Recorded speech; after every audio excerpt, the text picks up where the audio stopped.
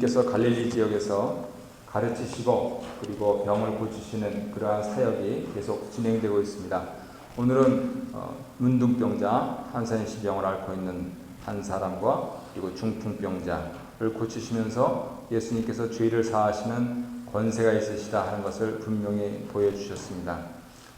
오늘은 그 본문 말씀에 주목하기보다 다음 주 화요일부터 또 화요 성경 공부 시작되니까 그때 더 자세하게 다루도록 하고, 오늘은 누가복음 처음부터 쭉 오늘 5장 26절까지 말씀을 정리를 하면서 우리가 지금까지 1월달을 시작하면서 혹시 꼭 기억해야 될 부분이 무엇인가, 혹은 놓치고 있는 부분이 무엇인가 하는 점들을 함께 생각해 보도록 하겠습니다. 그것을 하는 데 있어서 누가복음은 누가 썼죠?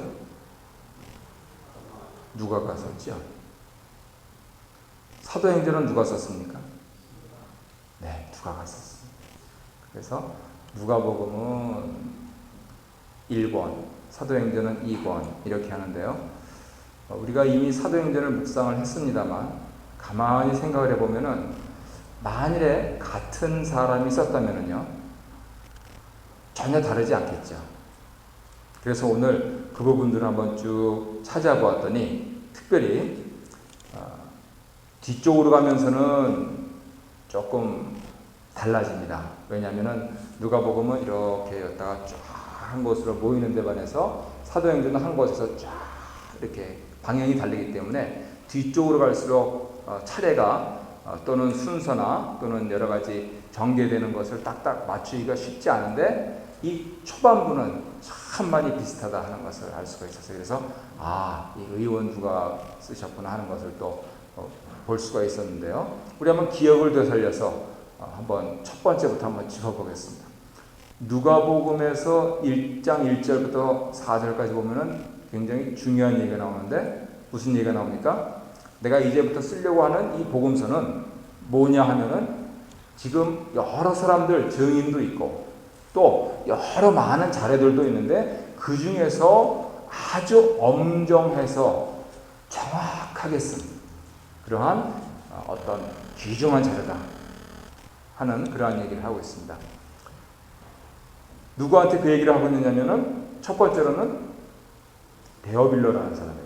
그러면은 사도행전 1장을 보면은 그런 것이 나옵니까? 예, 나옵니다. 데오빌로 가카요 하면서 내가 먼저 쓴 글에는 하면서 이렇게 연결시키는 부분들이 틀림없이 나오고 있습니다. 그래서 초반부 시작부터가 이게 좀 심상치 않게 비슷해지기 시작해요. 자, 누가복음에서는 우리 앞쪽으로 가면서 어떤 일들이 나왔습니까?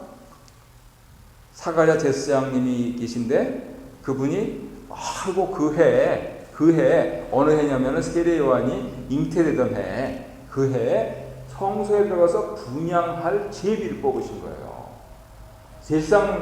당시의 제사장들은요, 이거는 육사고 맞은 것보다도 더 좋은 거예요. 왠지 아세요? 평생 그거 한 번 하려고 제사하고 24 반열 제사장 가운데서 8번째 아비야 반열의 제사장인데, 그 사람들이 실제적으로는 24반열이 모두 다 이렇게 돌아와서 하지를 못했어요. 그래가지고 다시 돌아온 사람들을 24수로 나눠가지고 1년에 3번씩 하면서 이 분양하게끔 만들었기 때문에 이거는 엄청나게 펄쩍펄쩍 뛰었을 거예요. 너무 좋아가지고 내가 분양할 기회를 얻었다 그러면서. 그래가지고 그동안 그냥 평생 연습한 거 그냥 어떻게 향은 이렇게 받들고 어떻게 이거는 이렇게 놓고 저렇게 놓고 하는 부분들을 그냥 머릿속으로, 그리고 또 집에 가서 혼작을 해보고 하면서 막상 이제 두렵고 떨린 마음으로 성소에 들어가서 그렇게 분양할 때 그때 천사가 나타났어요. 그 천사 이름이 가브리엘이다 하는 건 우리가 잘 알고 있습니다. 사도행전에서는요, 데오빌로 가카요 내가 먼저 쓴 글에는 하면서 쭉 간단하게 설명하더니 그 다음 누구 말씀이 나오시냐면 예수님 말씀이 나오시죠. 예수님께서 말씀하시는데 뭐라고 말씀하시느냐 하면은 아버지께서 약속하신 것을 주실 때까지 기다려라 하는 그런 말씀을 하세요.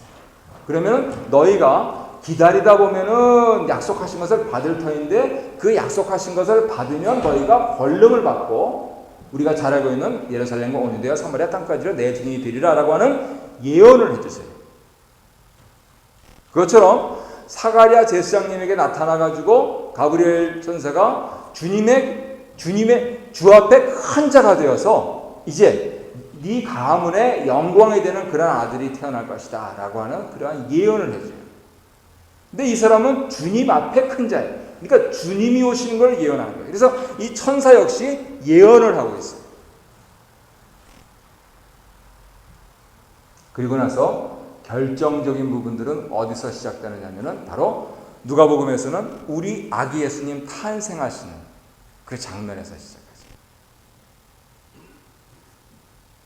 근데 사도행전을 보면은요, 여지껏 대부분의 학자들이 놓쳤었어요. 이 부분들. 그냥 다른 이렇게 자료들을 보더라도요, 은근슬쩍 넘어가요. 제가 갖고 있는 자료도 보더라도 사도행전 1장 15절 제목을 뭘로 달았냐면 베드로의 설교 이렇게 달았어요. 베드로가 일어나서 말씀을 하셔서 베드로의 설교 이렇게 하셨는데, 근데 우리 작고하신 윤종화 장로님이 이 부분들을 아주 철저하게 캐내셨어요. 그래가지고 정리해 주신 게 뭐냐면은 사도행전 1장 15절부터 나와 있는 것은 다름 아닌 교회의 설립이다. 교회 식구들은요, 그 부분들을 지금까지 여러 번의 설교를 통해서 많은 인포메이션을 받으셨어요. 아마 이렇게 말씀드리면 기억하실 거예요. 이분들이 약속하신 것을 받기까지 기다리면서 가만히 있었느냐? 아니고요.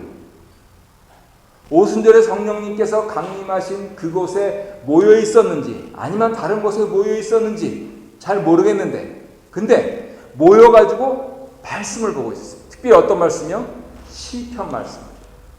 그래서 시편 말씀을 보시면서 다윗이 고백했던 그 시가 다윗의 시일 뿐더러 이것이 가룟 유다를 가리켜서 하신 말씀이구나 라고 하는 것을 깨닫고 나서 그 말씀의 근거에서 이제 그 사람들이 누구를 뽑느냐면 가룟 유다를 대신할 사도를 뽑잖아요. 그래서 사도로 뽑힌 사람이 저 밑에 내려가면 누구로 나옵니까? 마띠아라는 사람이 뽑히잖아요. 그래서 12사도의 수가 딱 충족이 되는데 그게 뭐 교회냐? 아니요. 여지껏은 무슨 교회는 건물이면서 무슨 뭐 사람들이 뭐 몇백 명 모여야지 이게 교회지 뭐 몇십 명 모여야지 그런 얘기가 아니고요. 교회는 반드시 지도자 먼저 뽑는 거다.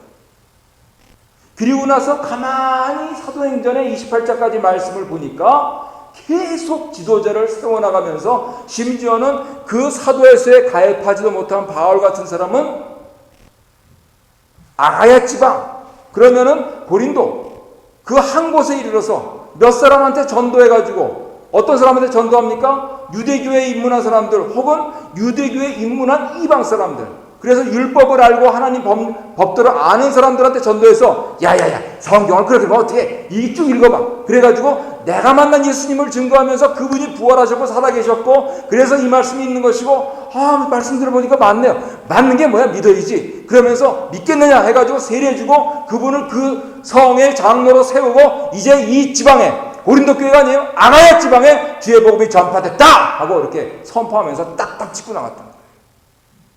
교회는 그렇게 세우는 거란 말이에요.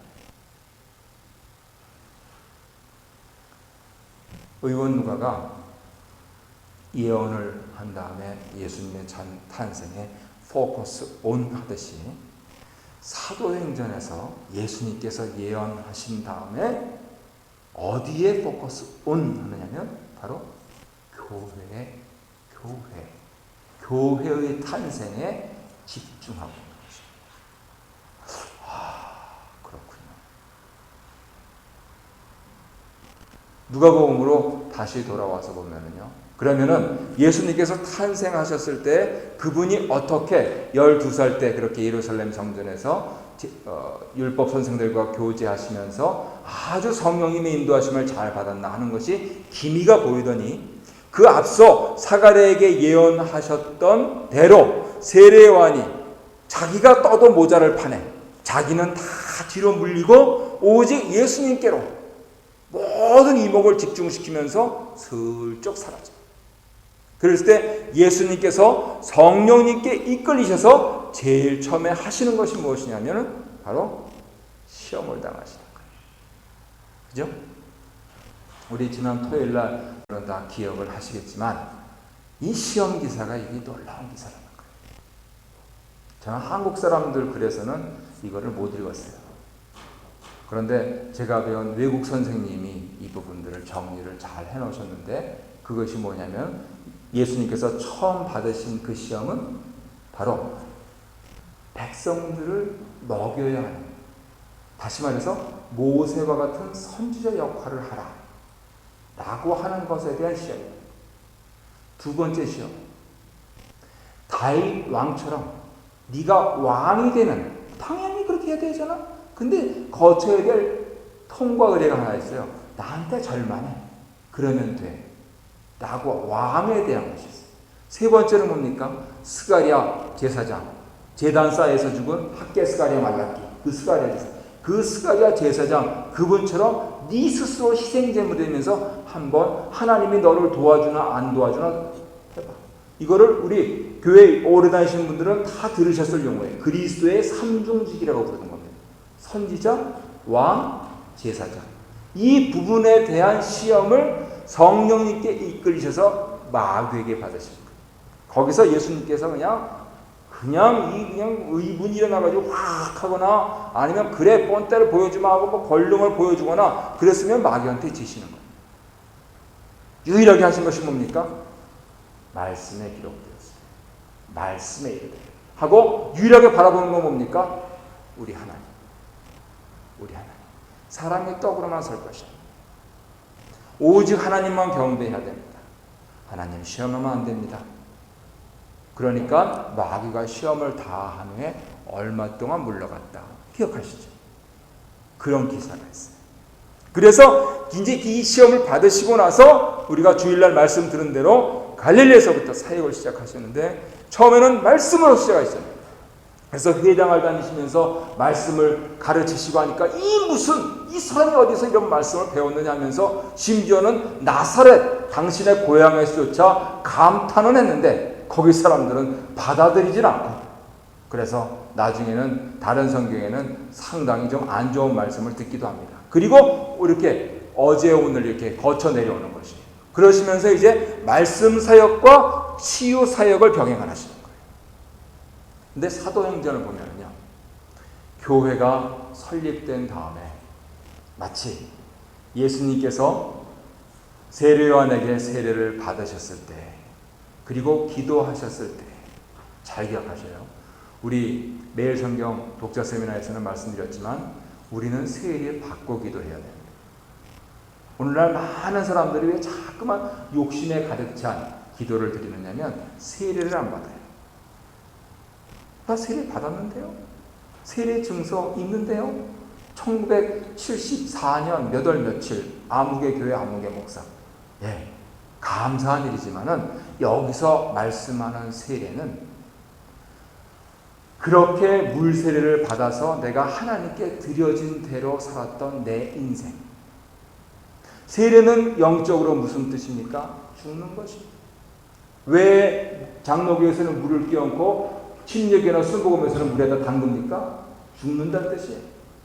그래서 예수님께서 세례 받으시고 기도하셨다. 그것은 무엇입니까? 당신께서는 하나님의 아들이시지만은 하나님의 그 권능을 다 내려놓으시고, 어디에 있는 말씀이에요? 빌립보서 2장에 있는 말씀이에요. 저는 근본 하나님의 본짓이나 하나님과 동등됨을 취할 것으로 여기지 아니하시고 종의 형체를 가져 사람들과 같이 되었고 사람의 모양으로 나타나셨음에 죽기까지 복종하였으니, 어디서 시작됐냐면 이 세례 받으면서 시작됐다. 사람들 죽지 않고 자꾸만 자기 욕심대로 기도하니까 이렇게 커지고요. 물론 예배당도 이렇게 커지기도 해요. 사람들도 커지게 돼요. 그런데 결국은 뭡니까? 종말을 봐야죠. 끝을 봐야죠.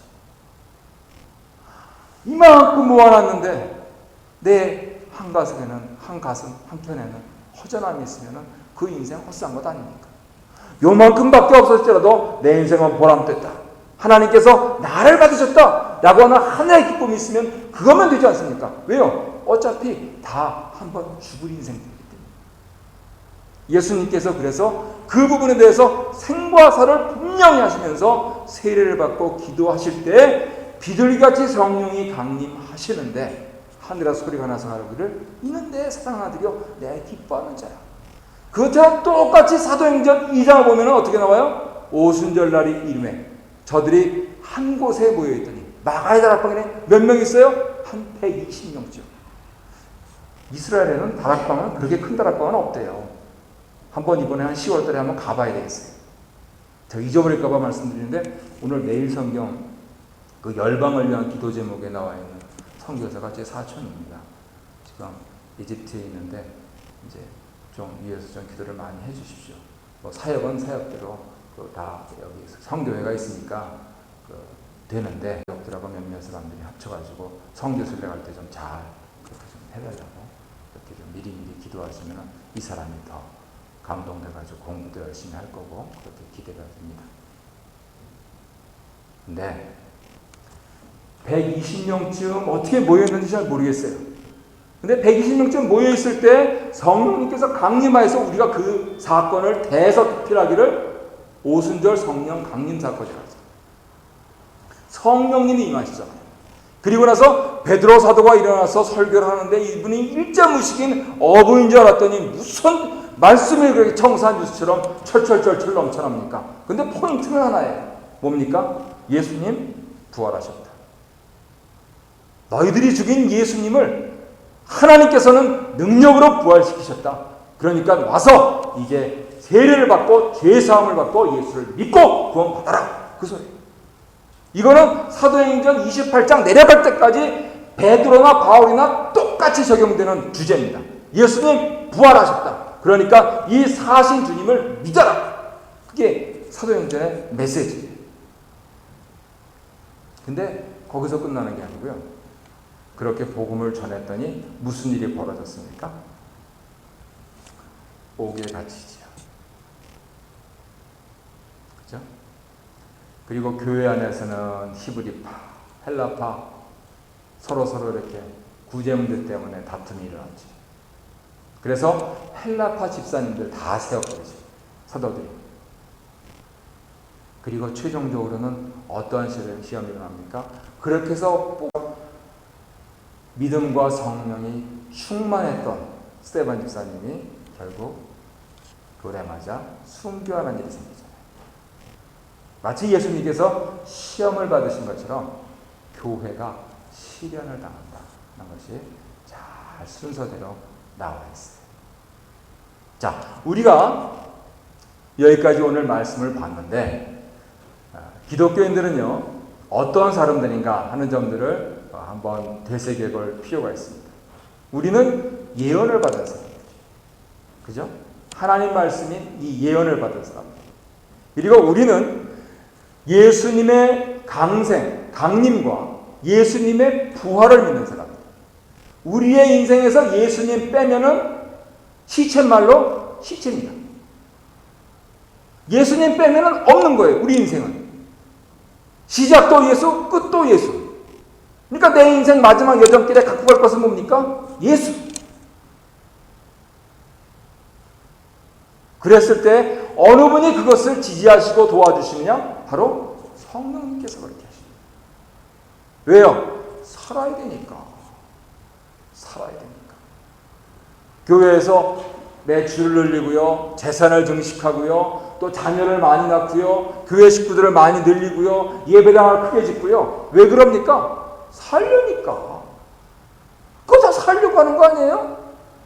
살아야 되기 때문에 하는 거예요. 근데 거기서 약간 트리키 포인트가 있어요. 그게 뭐냐면은 살기 위해서 그렇게 하는데 얼뜻얼뜻 하다 보면은 우리는 그렇게 하기 위해서 그걸 하고 있어요. 예배당을 지으려고 예배당을 짓고 있고 애를 낳으려고 뭐를 하고 있고 교회를 늘리려고 뭐를 하고 있고 아니고요. 왜 성령님께서 우리를 운행하시느냐, 우리를 보호하시느냐, 우리를 인도하시느냐, 우리를 중생시켜서 새롭게 하셔서 살게 하시느냐. 살려고요. 살려고. 그러니까 오늘 우리가 기도드린 대로 몸으로는 이렇게 아직도 숨쉬고 살고 있으니 감사한 거죠. 이렇게 바쁘신 중에 나오셔서 또 비싼 가스 태우시면서 나오셔가지고 말씀 들으시니 우리 영혼이 살았으니 산 것이요. 이 감사할 수밖에 없는 거예요. 우리의 사는 목적은 사는 거니, 사는 데 있으니까.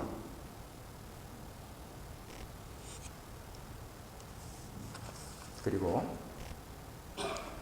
동시에 여러 가지 우수 사례를 만나면서 시험을 당하기도 하고 시련을 당하기도 하는데요. 그것은 자연스러운 일입니다. 하나님 왜 그렇습니까? 네? 내가 여지껏 하나님 뭐 전혀 잘못을 안 했다고는 할 수가 없지만 그래도 내가 살려고 살았는데 내가 제대로 살려고 했는데 이게 웬일입니까? 그렇게 할 일이 아니고 우리 주님도 시험 당하셨고 마귀도 아주 떠난 게 아니고 얼마 동안 떠났잖아요. 교회도 그렇게 어렵게 탄생을 하는데 얼마나 시련이 많고 얼마나 핍박이 많습니까? 근데 그게 왜 그래요? 살고 있으니까. 살아 있으니까 그런 거예요.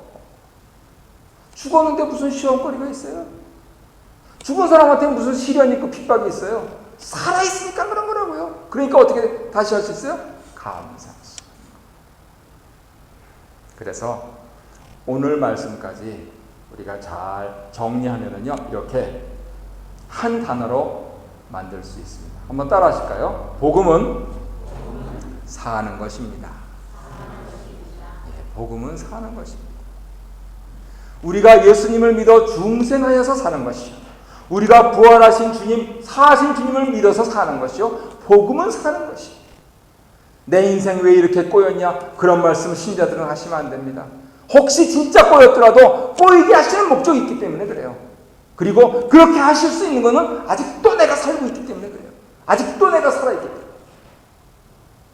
그래서 이리 생각하시면은요, 예수님께서 많은 사역들을 해가시면서 여러 가지 경험들을 하시는데 왜 그것을 이렇게 묵묵하게 하나님 뜻대로 잘 수행하면서 가실 수 있었나?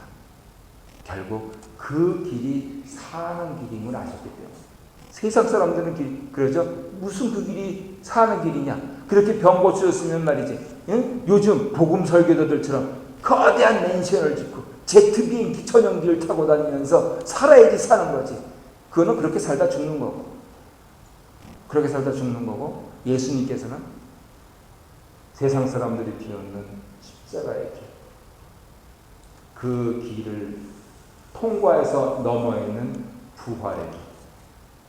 그래서 결국 내가 옳다, 아버지께서 인정해 주시는 그 한 길, 유일한 사는 길, 그 길을 따라가실 거예요. 그리고 우리들은요, 저 가서 예배 드리시는 분들은 부활자로서 어떻게 살 것인가 하는 데 대한 궁금한 점이 있는 분들이라고 그렇게 믿어지는데, 그랬을 때 다른 모든 세상 가치관, 그것과는 정반대로 세상 사람들이 그렇게 흥청망청 살다가 죽는 길을 택한다면 우리는 다소 외롭고 쓸쓸하고 혹은 가시밭길과 같은 그러한 길일지라도 결국 살아남는 길, 부활의 길, 부활자로 사는 길, 이 길을 늘 염두에 두면서 살아가야겠다 하는 그러한 결심을 다지시는 것이 지혜로운 일이라는 겁니다. 복음을 받으신 분들로서, 더구나 부활의 복음을 받으신 분으로서, 중생하신 분들로서 사는 길을 택하시고요. 그래서 온갖 역경과 시련이 있더라도 하나님, 내가 이렇게 주 앞에 몸살을 할지라도 주 앞에 살아서 왔습니다 하면 우리 사령관 되신 주님께서 안아주시면서 우리의 모든 고생과 우리의 모든 수고와 우리의 눈물을 씻어주실 줄로 믿습니다. 승리하고 토요일날 혹은 주일날 만나 뵙기를 간절히 소원합니다.